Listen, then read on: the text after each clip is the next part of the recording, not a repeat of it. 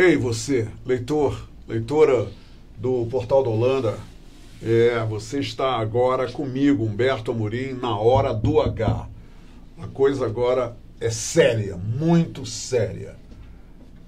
Geralmente, quando eu inicio uma entrevista aqui com uma personalidade que gentilmente aceita o nosso convite, lógico que o assunto é sério, mas temos assuntos que são mais suaves, né? Não são tão sérios assim, principalmente na Quinta Cultural. Mas hoje, na terça-feira, hoje, 3 de dezembro de 2019, hoje, tudo sobre todos os acontecimentos neste estúdio tem a ver com muita seriedade, porque nós vamos abordar a saúde, o estado de saúde de muita gente.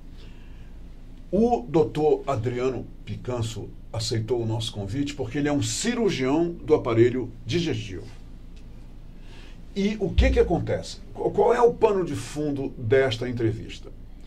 Você que está nos sintonizando pela primeira vez, principalmente, saiba que já há algum tempo eu estou entrevistando pessoas profissionais que trazem as suas expertises para compartilhar com os leitores e leitoras do Portal da Holanda e do programa A Hora do H sobre obesidade, o sobrepeso, e que é uma doença crônica. Isso aqui eu estou dizendo porque os outros especialistas que já passaram por aqui nessa série de entrevistas, que é uma série que começou com tendo uma nutricionista, tendo uma psicóloga, e agora nós vamos conversar com o doutor Adriano Picanso. Quer dizer, é uma série que está realmente constatando para os leitores e leitoras do Portal da Holanda que, sim, Manaus é a cidade que, no ranking das capitais brasileiras, com maior número de obesos, de pessoas acima do peso no Brasil. É a número 1, a capital número 1 no Brasil com obesos é a cidade de Manaus. Entenderam? Então, a nossa série de entrevista obedece a justamente, né, essa dicotomia que vai desaguar, né, em outros profissionais, talvez até para o ano. A gente não vai conseguir fazer isso tudo ainda em 2019. Eu quero agradecer desde já ao doutor Adriano Picanso por ter vindo aqui. Ele é um cirurgião, ele teve que deixar os seus afazeres, os seus compromissos, os seus agendamentos para vir aqui. E isso é impagável, isso é fantástico. Então vamos aproveitar essa permanência dele aqui no programa para aprender, conhecer e ter revelações que podem mudar as nossas vidas. Quando eu entrevistei o Dr. Victor Dib, ele foi o primeiro a vir aqui. Sim. E abordou essa história. Aí me deixou, confesso, assustado. Aí me levou a ir para os shoppings, observar nos shoppings, já contei essa história aqui, se realmente tem muitas pessoas obesas em Manaus. E tem. É só sentar num shopping, ficar ali quieto, só mexendo os olhos. E a gente constata. Então o Dr. Dib veio aqui e disse o seguinte: Humberto, eu não vou esquecer isso nunca. Ele disse: Humberto, quando você faz a operação bariátrica, o procedimento, se submete ao procedimento bariátrico, você nasce de novo. Eu não esqueço isso. Você nasce de novo. Então, o que a gente está fazendo, doutor Adriano? Nós estamos conversando com especialistas como o senhor, para depois conversar com essas pessoas e saber. Isso é o que está vindo aí, tá? Se elas nasceram de novo mesmo. Então, nós estamos matando a cobra e mostrando a cobra, entendeu? Entendeu o que está acontecendo. Exatamente. Né, então, ninguém melhor do que o senhor para nos dizer o seguinte: essa questão de Manaus estar no topo da lista, no ranking maior das capitais brasileiras com o número de pessoas com sobrepeso, é real, é factual? O senhor concorda com isso que está sendo divulgado? Não, seja bem-vindo. Seja bem-vindo na Hora do H. Primeiramente, é uma satisfação muito grande, né, Humberto? A gente teve uma conversa muito agradável aqui antes de iniciar a entrevista e realmente é um assunto que vem à tona e que está presente no nosso dia a dia. Não resta dúvida de que esses números são reais. Isso a gente vê. Como você falou, você vai no shopping, você para, você senta num banco no shopping. É só ficar quieto, né, você doutor? espera as pessoas olharem, você vê que as pessoas estão com sobrepeso e estão com obesidade, né? Claro, são coisas diferentes, Sim. mas a gente consegue perceber que uma pessoa está acima do peso. Então, é frequente, é real. Isso não é só no shopping, é no seu local de trabalho, é na faculdade, é na escola. E isso, além dos adultos, está crescendo também entre as crianças. Então, já gera uma preocupação. Normalmente, você não fica obeso somente quando você está adulto. Às vezes já vem da infância, por hábitos inadequados, uma alimentação inadequada. É porque eu imagino que a família obesa, ela tem hábitos, né, logicamente, que ligados à obesidade. E acaba afetando os filhos, sem um limite do que comer, de como comer, ou então mesmo, eu fico imaginando, sabe, é normal, vira normal você ser gordo dentro daquela família, é isso? Os filhos, eles passam a ser reflexos dos pais. Então, o que adianta você falar para o seu filho? Diz, olha, como uma salada, com um alimento mais saudável, se o pai está comendo um alimento que é industrializado. E esse pai nunca vai dizer isso para aquela criança. Não vai dizer. Não, come isso aqui que eu vou comer meu fast food. Não, os filhos comem o que os pais comem normalmente. Então, é um problema que acaba afetando normalmente toda a família. Segunda coisa que eu sempre brinco, né? Às vezes chega, poxa, essa criança, 2, 3 anos, está tomando um refrigerante que vai fazer mal. Eu vi falando bastante do refrigerante, né? Que é uma bebida extremamente rica em açúcar, que traz muitos malefícios para a pessoa que está tomando. Então, a criança está tomando um refrigerante. Se, poxa, ela tem dinheiro para comprar o refrigerante, ela não tem. Quem comprou isso para ela? Foram os pais. Foram os pais. A criança não saiu para comprar, a criança não trabalha. Doutor Adriano, os refrigerantes, isso aqui já foi dito aqui, vale a pena a gente repetir. Refrigerante é veneno, né? É um veneno que a gente toma e gosta, né? Eu evito ao máximo, né? Muito esporadicamente, realmente não é a rotina. Sempre que der, evitar. Me diga uma coisa. No seu trabalho, o senhor percebe, né? Isso tudo que o senhor falou é verdade. A gente não tem lugar em Manaus que a gente vá e que não veja alguém com sobrepeso, um obeso. Isso aí é fato. Agora, me diga uma coisa, no seu trabalho, o senhor detecta que existem mais clientes femininos ou masculinos? A obesidade ela é mais comum nas mulheres ou nos homens? Mais comum nas mulheres. Nas mulheres. Isso também são dados estatísticos do Ministério da Saúde, né? Ele mostra uma prevalência tanto de sobrepeso quanto de obesidade maior nas mulheres. Doutor, é porque elas têm uma tendência maior a engordar, é isso? Isso tem relação com vários fatores, né? Tem a questão genética, que acaba transmitindo mais facilmente para as mulheres. Questão da gestação. Muitas mulheres acabam ganhando muito peso depois do período de gestação, então tem 1, 2, 3 gestações. Isso contribui, né, com uma dificuldade que ela vai vir a ter de perder esse peso. E não obedece um padrão a ser obedecido, no caso, depois do período da gravidez, depois do parto? Não. Quer dizer, aí elas não fazem nada para retroceder, para virar essa mesa. Ela faz, só que o que acontece? O nosso corpo ele é uma máquina inteligente e ele tem uma programação. E aí é o que fala, vem a questão genética. Isso é a tal da memória metabólica, doutor? Isso, exatamente. Ela tem uma programação. Muitas mulheres chegam lá comigo, doutor, eu era magrinha. Eu pesava 50, 55 quilos. E depois que eu engravidei, hoje eu estou com 90, estou com 100 quilos. Então a gente tenta entender o que aconteceu. Na verdade, provavelmente aquela pessoa já tinha uma programação que foi desenvolvida desde o período intraútero. No útero da mãe, o alimento da mãe influencia o desenvolvimento da obesidade quando ele tiver 30, 40, 50 anos. O que uma mãe grávida come pode repercutir se com 50 anos você vai ter hipertensão ou diabetes. Agora, doutor Adriano, me diga uma coisa. No caso das mulheres grávidas, até porque existem tantas mulheres grávidas, né? E que estão nos vendo nesse momento e estão com sobrepeso devido, né, à presença do bebê e tudo mais.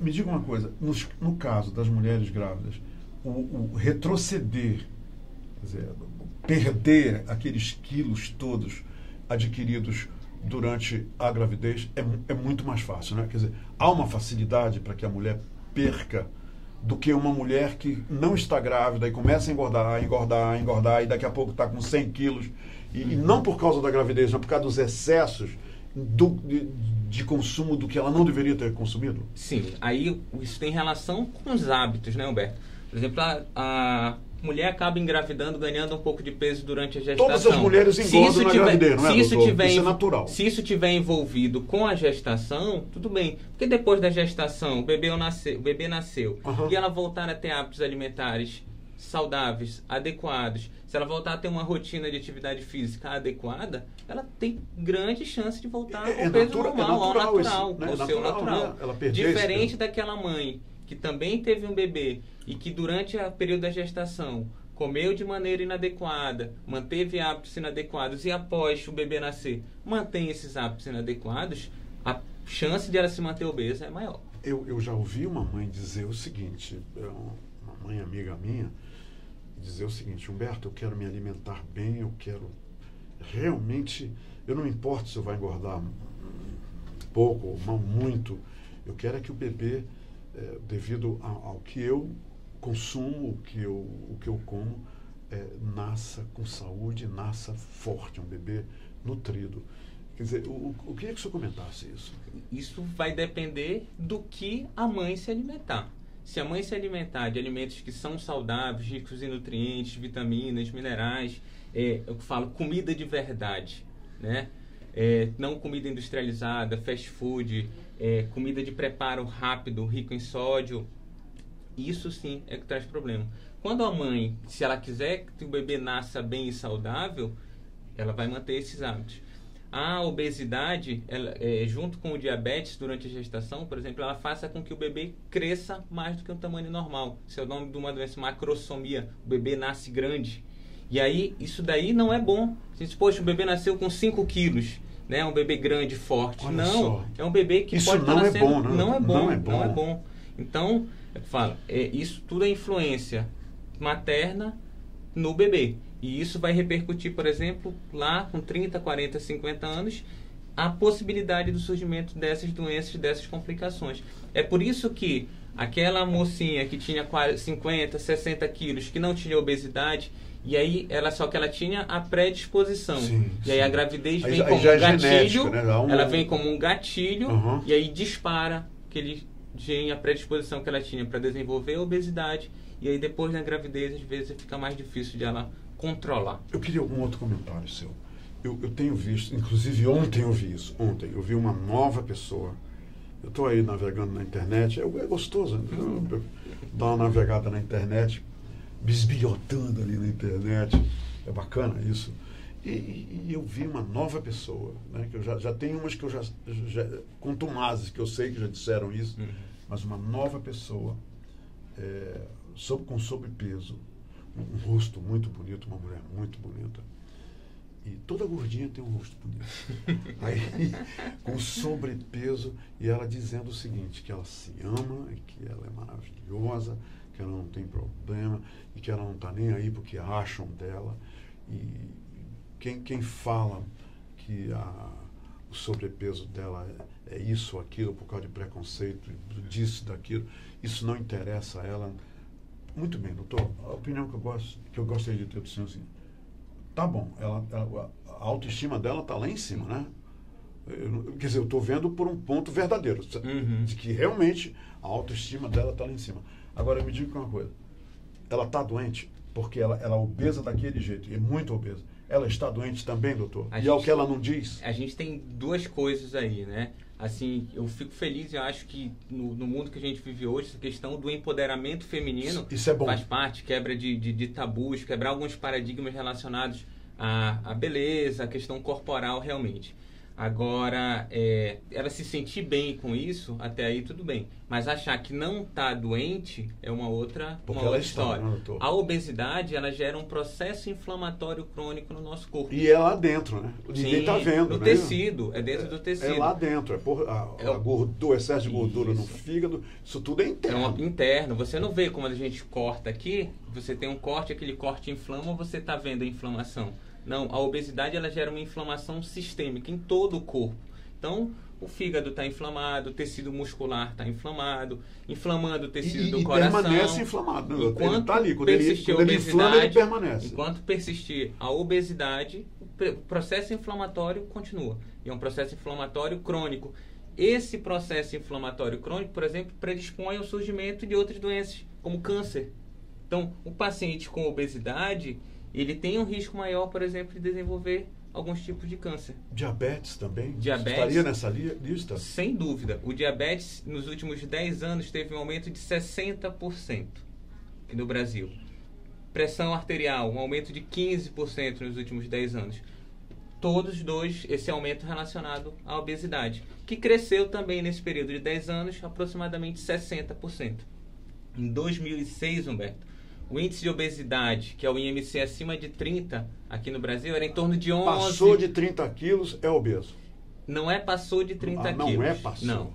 É uma fórmula que a gente utiliza levando em consideração o peso e a altura. É o índice de massa corporal. Porque um paciente de 1,50 m e um paciente de 1,80 m, se eles tiverem o mesmo peso, um pode estar com peso normal e o outro vai ter sobrepeso até a obesidade. Então, não é a diferença do peso, tá certo? Então, assim,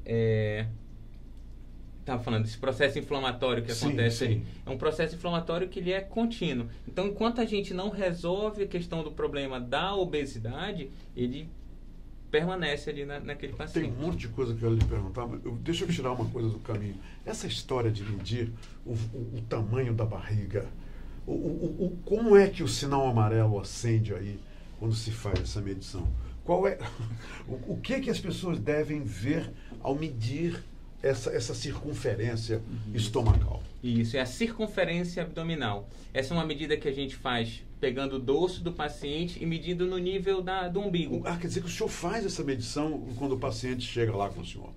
Normalmente as nossas nutricionistas acabam fazendo isso. É feito pela equipe. Isso é feito pela equipe. É uma das medidas que a gente acaba utilizando para definir um critério que, por exemplo, ajuda na identificação do paciente para a cirurgia. A gente chama isso tecnicamente de síndrome metabólica. Então, essa medida da circunferência abdominal, que é diferente de homens e mulheres, acaba interferindo, por exemplo, na definição desse critério e vai me ajudar a definir, olha, esse paciente é um paciente que teria indicação, por exemplo, de cirurgia bariátrica ou não. Entendi. Me diga uma coisa. Vamos agora entrar lá na clínica onde o senhor trabalha. Sim. Qual é o seu papel lá na clínica? Tudo isso é feito, né? Eu sei que a Vanessa, que é a nutricionista, a Vanessa interfere, a Vanessa... Aí vem a psicóloga, a Valcineide, que também lida com o paciente. E elas disseram uma coisa aqui muito interessante, que esse processo pode levar até 3 meses preparando o paciente para entregar para o Dr. Victor Dib e para o Dr. Adriano Picanso. Me diga uma coisa. Depois que todo esse processo é resolvido, né, com o paciente, preparou o paciente, ele foi preparado, qual é o seu papel? Quando é que o senhor entra nesse círculo, né, e finalmente vai ficar face a face com o paciente? Então, Humberto, eu sou cirurgião do aparelho digestivo, né, e trabalho lá no Instituto Victor Dib já faz uns 5 anos. Eu falo que eu costumo sempre... Um jovem cirurgião, diga-se de passagem. Eu sempre costumo falar, a minha relação com a cirurgia bariátrica começou antes de eu me tornar cirurgião. É mesmo? Isso, eu vou contar a história. O meu irmão sofre com obesidade, né, na época, muito jovem, e decidiu que queria fazer cirurgia bariátrica. Né? Vou fazer cirurgia bariátrica, e na época eu tinha um desconhecimento total sobre o assunto. Apesar de ser médico... já tinha passado pela academia. Já estava formando e já desejava fazer cirurgia. Já desejava fazer uma especialização em cirurgia. E ele decidiu operar. Eu digo, olha, não gosto da ideia. Por puro desconhecimento, como muita gente tem. Mas também desconhecimento medo, sobre né? o assunto. Foi medo. É medo, né? É o medo. Medo do desconhecido. Sim. Né? E hoje eu costumo falar, sempre contar isso para os pacientes. Então ele decidiu, não vou operar, vamos procurar uma equipe que seja referência na cidade em cirurgia bariátrica. Instituto Victor Dib. Até aí você não conhecia, doutor? Não conhecia o doutor Victor Dib. Não conhecia. Não conhecia, tá. Isso. E aí o meu irmão decidiu tudo, foi operar. Meu primeiro contato com o doutor Victor Dib foi operando meu irmão. Né? Olha só. E dali Me apaixonei pela cirurgia bariátrica. Então, eu já queria fazer cirurgia e... Foi uma epifania, então, né? Foi ali, pá! Meu irmão me levou a esse caminho. Sim, né? sim. E dali eu comecei a acompanhar um pouco o trabalho do Instituto e ver como era um trabalho organizado, né? Não é somente o cirurgião. Quem prega que somente a cirurgia resolve o problema, não vai ter bom resultado. O doutor Adriano não é só chegar lá no instituto e dizer, ok, eu sei que eu tô gordo, todo mundo sabe que eu tô gordo, ok, ok, deita aí, vamos fazer. Não é assim não, né? Nem pode, não fazemos isso. Então, o paciente que chega lá com a gente, ele vai fazer um acompanhamento com o cirurgião, com o nutricionista, com o psicólogo, com o endocrinologista e por várias outras especialidades. O endocrinologista, ele trabalha ali juntamente com a gente. E normalmente eles fazem um relatório liberando o paciente para operar. E pode acontecer, doutor Adriano, que essa equipe decida que ele não precisa naquele momento fazer o procedimento, submeter, e que pode sim ser tratado com outras alternativas? Pode acontecer. Pode acontecer.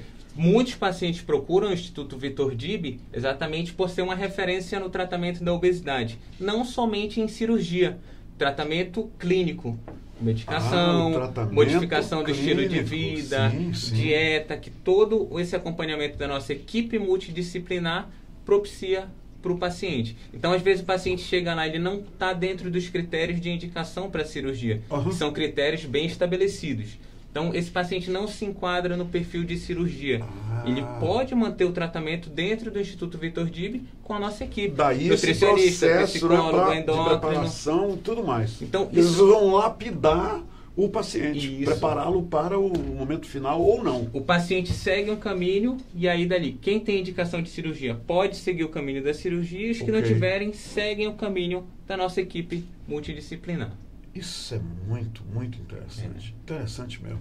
Muito bem. Aí o cliente, pronto, está decidido, esse vai ter que se submeter à cirurgia.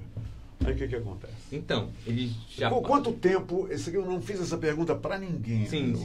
No momento que ele adentra no centro cirúrgico, quanto tempo vai levar essa operação?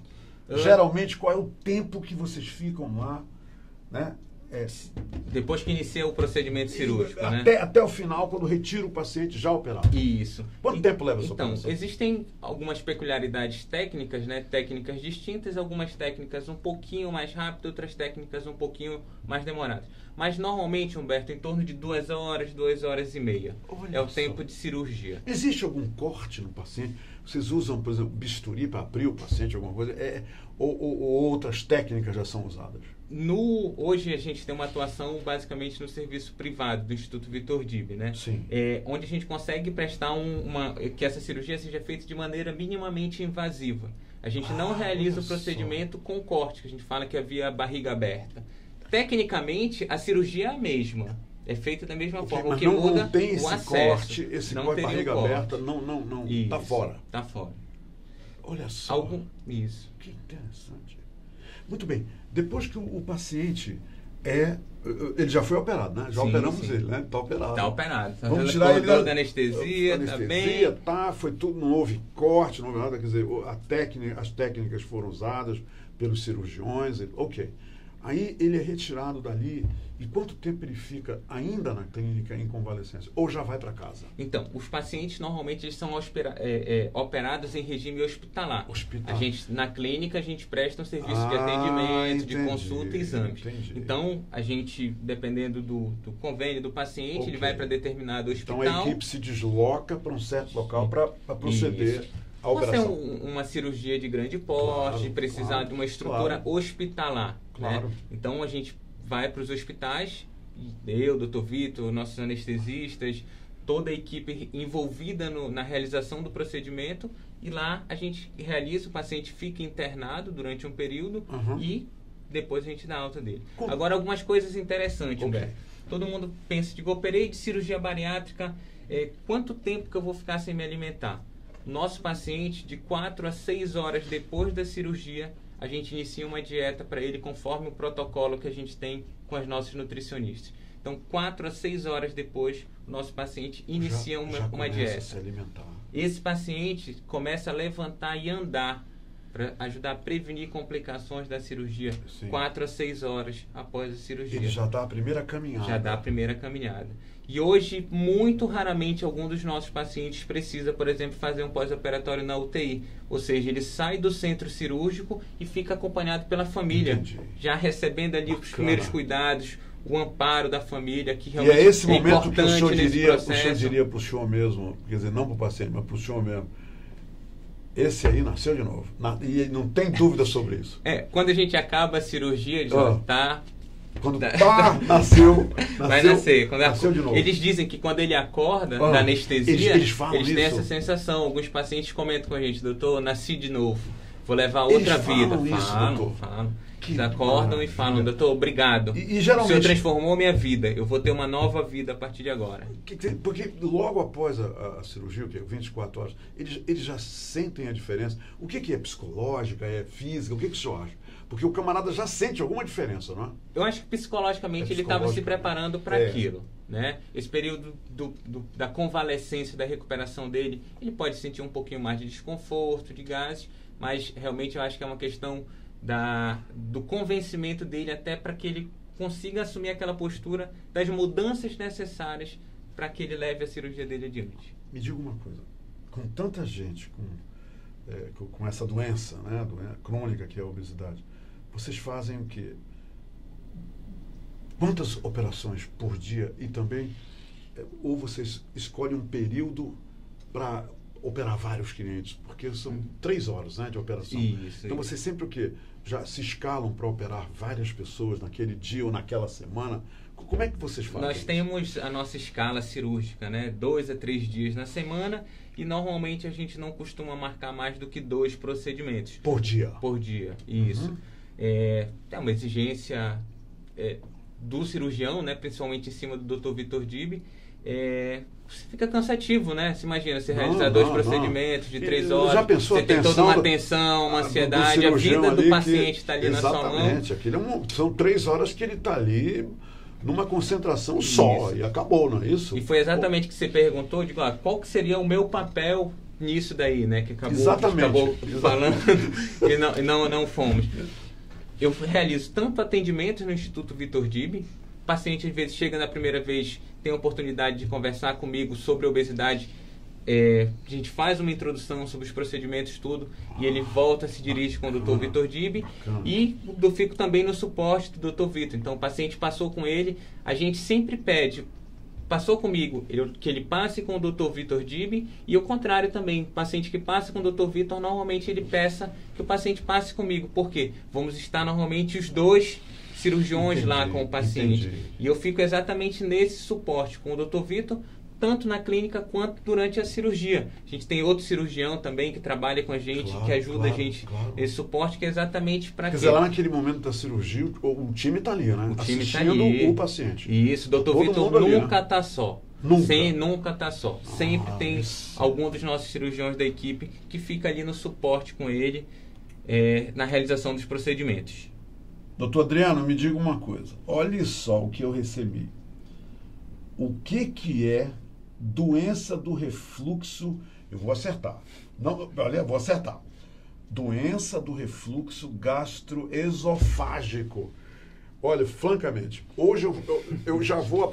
Eu estou aprendendo muita coisa aqui. Está aqui, eu vou aprender isso aqui.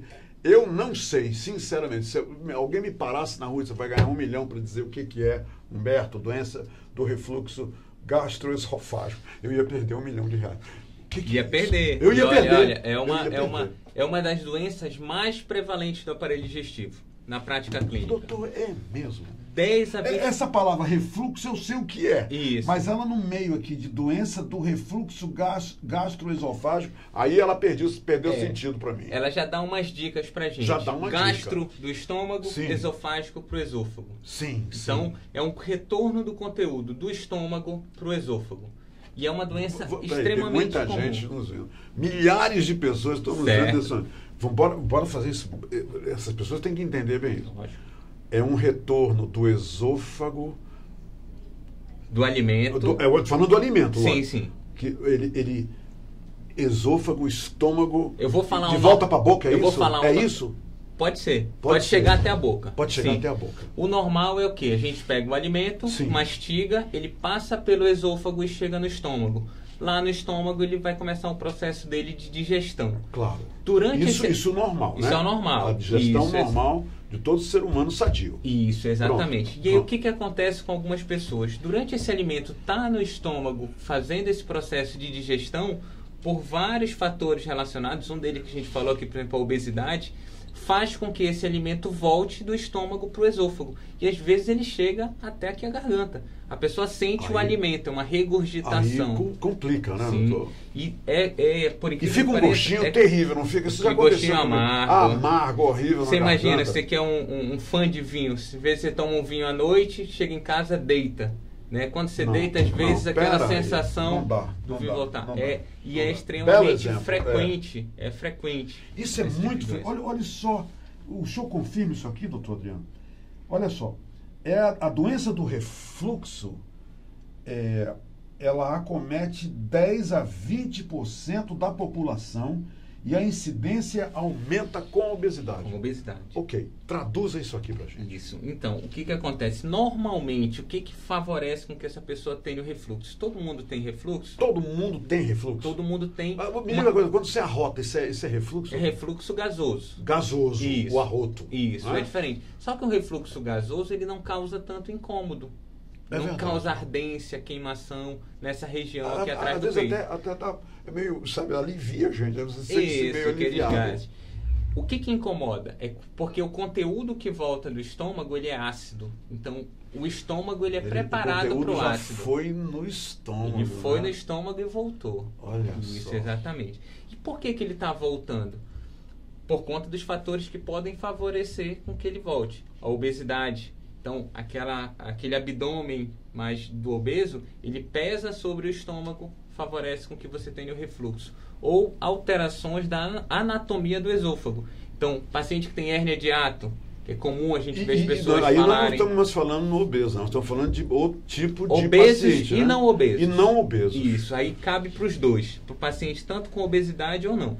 Quem tem obesidade normalmente sofre Ok. mais de refluxo. Mas Caminham juntos esses isso, dois aí, normalmente né? caminham juntos. Aham. Mas quem não tem obesidade também pode ter doença do refluxo. E em Olha alguns só. casos bem severos, atrapalhando a qualidade de vida da pessoa. E como é que o senhor trata isso, doutor? Como é que uma pessoa com refluxo trata isso? Isso pode se tornar crônico? Isso pode se tornar sistemático, assim, frequente nas pessoas? Normalmente é crônico. Um dado interessante, essa estatística aí, 30% da população tem esses episódios de regurgitação, que é o alimento voltar, de 1 a 2 vezes por semana. Você imagina, é extremamente frequente. Não, é verdade. E incomoda muito, né? Incomoda. Você imagina, tem gente que, por exemplo, não consegue dormir depois de se alimentar, por exemplo, à noite, mesmo depois de se alimentar, deita e diz, doutor, Ele eu sente a deito, queimação, doutor? Fica uma sente a queimação e ele sente esôfago. sente o alimento voltar. Então ele dorme sentado. Eu já vi pacientes falarem, doutor, eu não Nós estamos falando de 10 a 30% da população? da população, sim. Que passa por isso? Que passa por que esse não consegue problema. dormir direito, tem que Isso. ficar sentado. Nem todos esses precisam ficar sentados. Claro. Mas aqueles casos mais severos de paciente que não consegue nem E sentar. pode acontecer um refluxo, doutor, tão... qual é a palavra aqui? Impetuoso, assim, com maior ímpeto, que a pessoa chega a vomitar? Pode acontecer. Já tive relatos também de paciente que acordou à noite com a boca cheia de comida. Ou seja, o alimento voltando no meio da noite. Isso é mais comum à noite. A pessoa pode sufocar, doutor? Pode sufocar, mas não é comum. Não é comum. Né? Mas é tratável. Como é o É tratamento tratável. disso? Isso é bem Qual é interessante. o tratamento que o senhor vai submeter uma pessoa, tantas pessoas com esse problema de doença do refluxo? Vai. Vamos tem uma sigla que a gente utiliza para definir a doença, DRGE. DRGE. Hoje na internet você pesquisa isso é ensinado para os rapidamente. pacientes também nessa A gente sigla? ensina, a gente orienta e quando você pesquisa na internet, ele já encontra lá. Realmente, pronunciar doença do refluxo gastroesofágico. É preciso uma certa prática com essa palavra para pronunciar direitinho, como ele, que pronuncia com tanta naturalidade. É porque esse é o nosso dia a dia. A gente, hoje que 80% do nosso ambulatório, fora a obesidade, tem relação com doença do refluxo. Muito bem, doutor. Muito. O senhor ainda não falou como é que se trata. Como é que a gente vai ainda tratar? não deixei o senhor falar. Isso. Fale agora. O tratamento ele vai depender de uma boa avaliação do nosso paciente para eu definir se esse paciente eu posso tratar 3 possibilidades. Tratamento com medicação, tratamento com cirurgia ou tratamento por endoscopia. Esse tratamento por endoscopia é um tratamento novo e que está tendo excelentes resultados. Eu vou falar das vantagens. A endoscopia é feita pela boca, das vantagens tubo de pela cada boca. um. É esse o tratamento? A gente faz a investigação com exame de endoscopia e com outros 2 exames que vão me ajudar a avaliar o refluxo. Então, é chamado de manometria e pH-metria. O que esses exames fazem? O paciente fica com uma sondinha, Humberto, bem fininha, aproximadamente 24 horas. E toda vez que... Fica onde? No nariz? Fica no nariz, e ela fica posicionada com o sensor no esôfago. Ela é colocada pelo nariz até o esôfago? Até o esôfago, isso. E aí fica monitorando ali aquele período de 24 horas. Toda vez que o ácido volta do estômago para o esôfago, o aparelho registra. E ali eu vou ver a intensidade do refluxo do paciente. Se ele tem um refluxo muito severo, eu consigo definir se é mais em pé, se é mais deitado, se é perto da refeição, se é longe da refeição. Doutor, ele pode acontecer quando a pessoa está em pé ou deitada? Ou deitada. Das 2 formas. Pode acontecer. O mais comum é deitado, eu imagino. Por incrível que pareça, não. Não. Olha só. Exatamente. O mais comum é em pé ou sentado, como a gente está aqui. E aí a gente faz esses exames. Com isso eu consigo definir se eu posso tratar aquele meu paciente com medicação, que normalmente a maioria dos pacientes começa o tratamento com medicação. Tá certo? Se esse paciente tem um refluxo muito severo, eu posso sugerir para ele ou tratamento com cirurgia ou tratamento endoscópico, tá certo? Que é um procedimento conhecido como estreta. Esse procedimento é feito através de endoscopia, como você falou, coloca um tubo na boca e nessa região... Dói, doutor? Não dói, porque você está anestesiado, né? Você nem lembra, lembra, não sente nada, não tem desconforto. Deve apavorar as pessoas colocar uma coisa pelo nariz, mas não dói, não dói, não sente nada. Quando você acorda, você pergunta, já foi? O paciente pergunta, já acabou? De tão bem anestesiado, acompanhado ali que ele estava. Então, não dói. Normalmente, com esse tratamento por endoscopia, conhecido como estreta, o que ele faz? Ele, através de ondas de radiofrequência, ele estimula a musculatura do esôfago a se fortalecer. Que interessante. Com isso, você diminui aqueles episódios de refluxo. E aí a gente avalia exatamente os pacientes que se enquadram para a indicação desse procedimento, que é um procedimento promissor.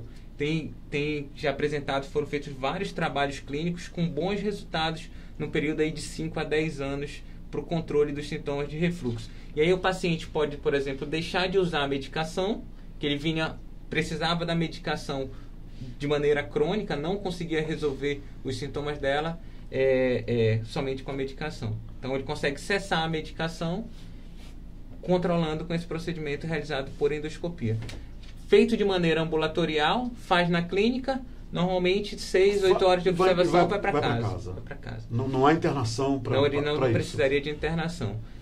Aqueles pacientes que não se enquadrarem para esse procedimento, aí eles podem ser submetidos a um procedimento cirúrgico. Que também a gente faz de maneira minimamente invasiva, que nem a bariátrica, somente com os furinhos. Quando é que o cliente deve levantar a bandeira amarela em relação a esse tipo de refluxo para ir lhe visitar? Quando começar todo dia ou 2 vezes por semana? Quando é que ele deve começar a se preocupar?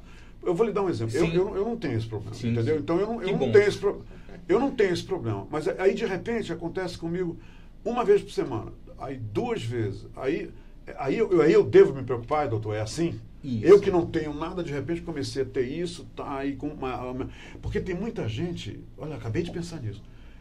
Tem muita gente aí, doutor, eu imagino que toma lá o sal de fruta, antiácido, é extremamente frequente. E isso resolve temporariamente. É paliativo. Né? É paliativo, exatamente, né? controla os sintomas. Usar o sal de fruta lá. Né?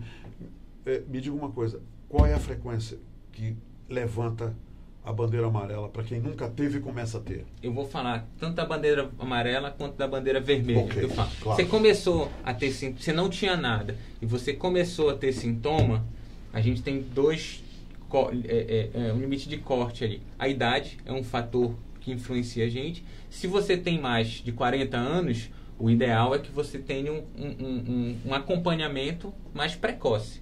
Okay. Por quê? Porque a partir dos 40 anos começa a ter um aumento do risco de desenvolver alguns tipos de câncer. O que eu estava explicando lá? O esôfago, ele não é preparado para o ácido que tem no estômago.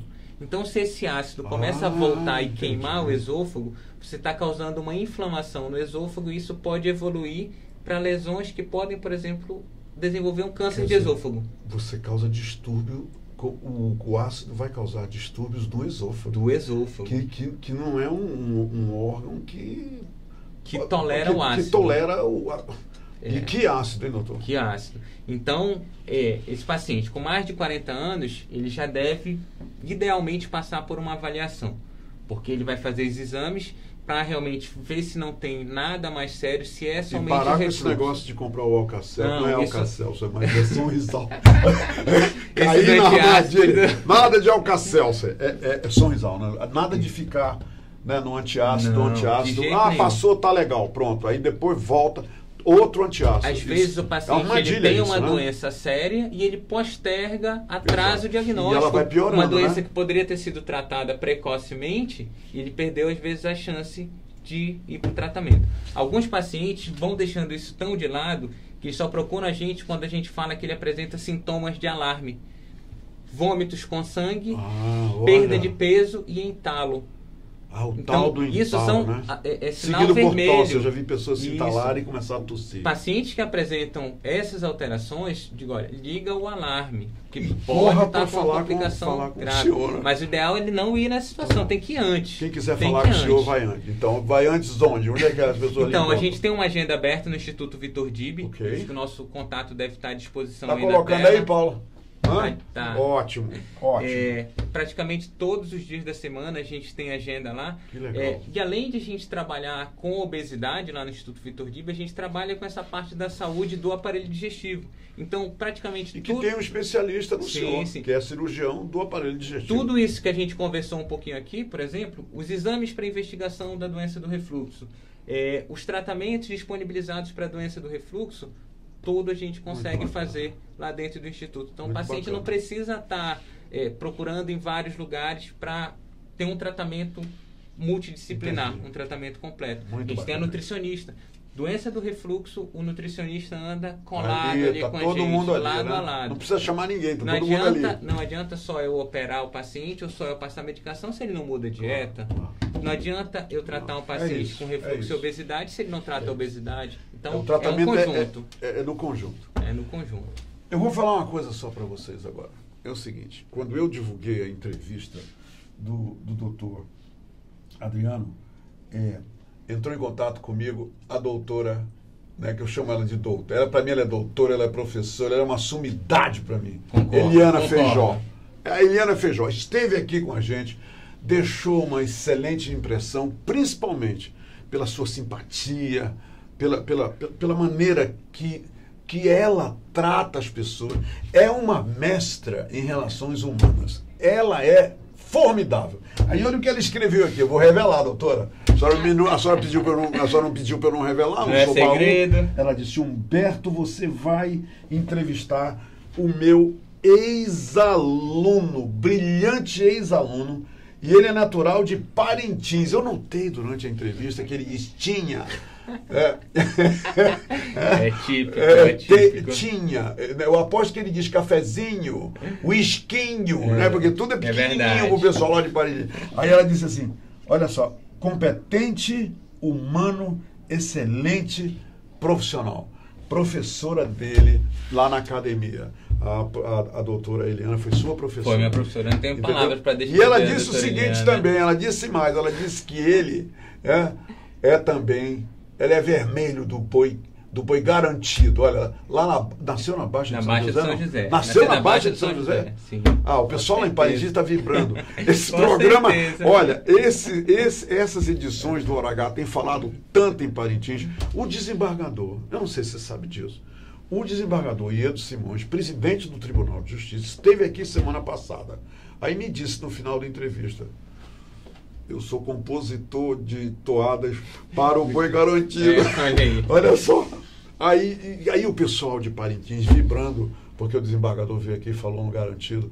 E, olha só, trouxe aqui, para terminar essa entrevista, trouxe aqui o Chico da Silva. Sim, eu juro pela minha alma, eu achava que o Chico da Silva era vermelho da Baixa de São José. Pois sabe o que ele disse aqui? Berto, é o seguinte, eu sou caprichoso. Não foi assim que ele fez? Aí ele revelou, quer dizer, o compositor de uma das toadas mais lindas do folclore parintinense, né, do Garantido, vermelho ele compôs, mas ele, todo mundo sabe que eu sou azul, lá em Parintins principalmente. E agora temos o nosso cirurgião, competente cirurgião, ex-aluno da professora da UFAM, Eliana Feijó, que também é vermelho. Mas você não pode sair daqui sem saber disso. Eu também sou vermelho. Tá? Olha aí. Eu também sou vermelho. Então, campeões. Obrigado pela entrevista. Eu que agradeço, Humberto, o espaço, realmente. Todo mundo já sabe encontrar você. Acompanhou a gente fica à disposição, quem estiver precisando de uma avaliação, tanto de saúde do aparelho digestivo e obesidade, Instituto Vitor Dib, a gente está lá. Bacana. E com essa área aqui não se brinca, não? Não se brinca. Não se brinca com essa área aqui. Obrigado. Nada, Humberto. Tá? Eu que agradeço, meu amigo. Gente, por hoje é só, tá? Hoje é terça, dia de feira lá na Aparecida. Nem sei se na terça-feira, né? Infelizmente, as feiras. Tem? Tem. Então tá ótimo. Eu preciso voltar lá, que eu ia sempre comer um crocletezinho com aquela, não é garapa, é a lá do caldo de cana. Lá tem um pastel com caldo de cana. Tem um pastel com caldo de cana. Cuidado com o refluxo depois do pastel com caldo de cana. Cuidado com o refluxo. Cuidado com o refluxo. Tá bom? E hoje é dia de novena também, lá na Aparecida, tá? Minha gente, um abraço. Obrigado pela companhia. Competente, grande ser humano, grande cirurgião. A gente volta amanhã.